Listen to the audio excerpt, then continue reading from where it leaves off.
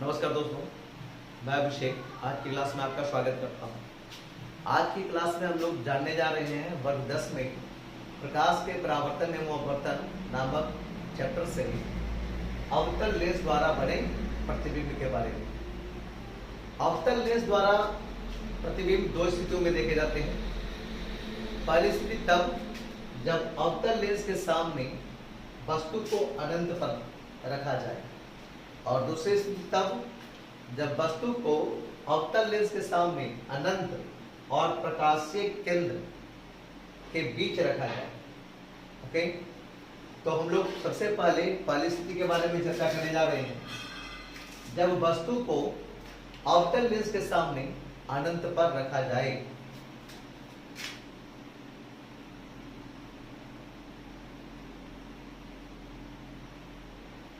जब वस्तु को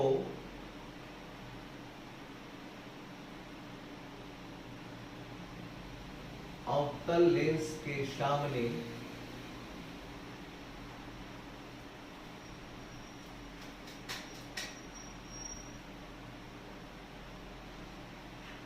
अनंत पर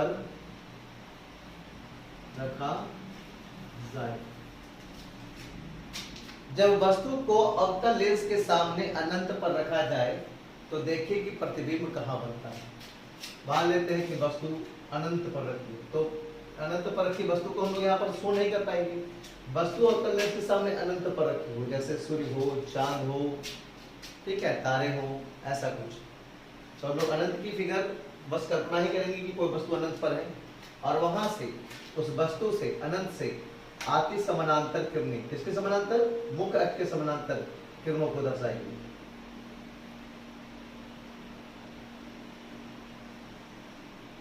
मान लेते हैं कि उस वस्तु से, जो कि अनंत पर स्थित है, उस वस्तु से ये आती प्रकाश की किरणें हैं जो मुख्य अक्ष के समानांतर अवतल लेंस पर आपतित हो रही है। अवतल लेंस के सामने अनंत पर जो वस्तु रखी है, वहां से आती ये आपतित किरणें जो मुख्य अक्ष के समानांतर अवतल लेंस पर आपतित हो रही है। अगर लेंस अवतल है तो मुख्य अक्ष के समानांतर आपतित किरण जब लेंस पर पड़ेगी तो ये अपसरित हो जाएगी।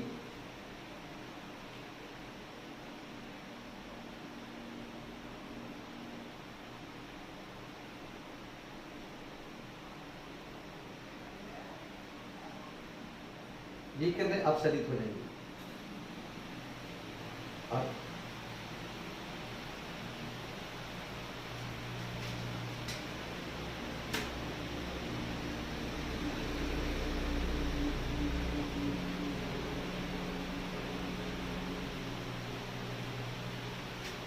देखिए होगा क्या,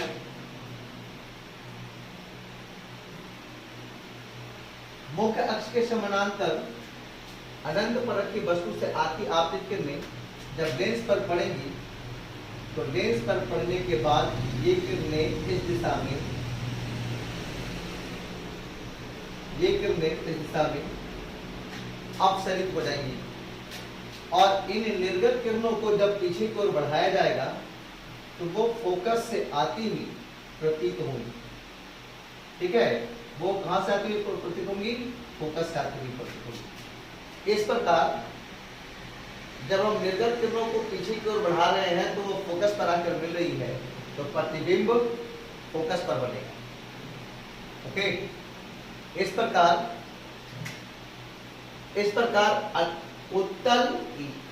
अवतल लेंस के सामने अगर वस्तु को हम अनंत पर रखते हैं तो अनंत पर रखी वस्तु का प्रतिबिंब अवतल लेंस के सामने अनंत पर रखी वस्तु का प्रतिबिंब फोकस पर बनेगा।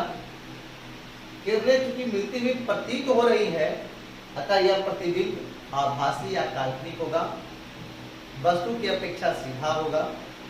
ओके, और वस्तु की अपेक्षा अत्यंत छोटा होगा। ओके, दूसरी स्थिति हम लोग देखते हैं जब अवतल लेंस के सामने वस्तु को अनंत और प्रकाशीय केंद्र के बीच रखा जाए। ओके, देखिए हम लोग सपोज हम लोग वस्तु को यहां पर रखें,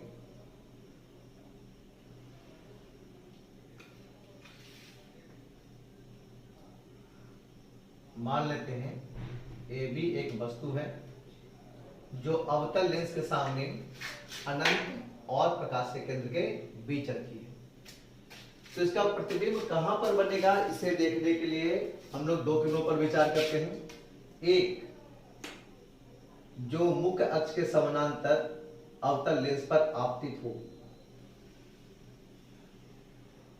और आपको पूर्व ज्ञात है कि जो मुख्य अक्ष के समानांतर अवतल दर्पण अवतल लेंस पर आपतित होगी वो फोकस से आती हुई प्रतीत होगी।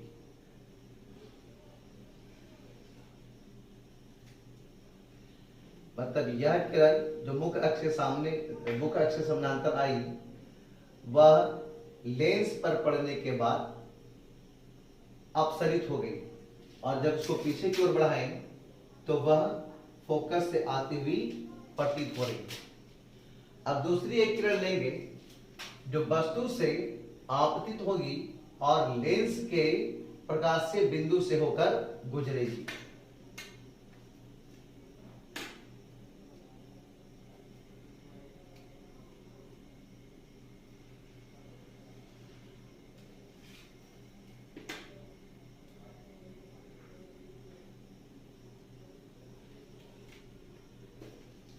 आप देख पा रहे हैं कि ये दो निर्गत किरणें, इन दोनों निर्गत किरणों को जब पीछे की ओर बढ़ाया गया, या ये तो जिस दिशा में आएंगे उसी दिशा में सीधी निकल जाएगी, तो ये दोनों निर्गत किरणें इस बिंदु पर मिल रही है। जिस बिंदु पर ये मिलेंगी उस बिंदु पर निर्माण करेगी प्रतिबिंब का। इस निर्गत किरण को हम पीछे की ओर बढ़ा रहे हैं। ओके, किरणें यहां पर मिलती हुई प्रतीत हो रही हैं। ओके, तो जब वस्तु को हम अवतल लेंस के सामने अनंत और प्रकाशीय केंद्र के बीच में रखते हैं तो इसका प्रतिबिंब बनेगा फोकस और प्रकाशीय केंद्र के बीच में। यह प्रतिबिंब आभासी या काल्पनिक होगा, साथ ही वस्तु की अपेक्षा छोटा और सीधा होगा। Okay, note it down.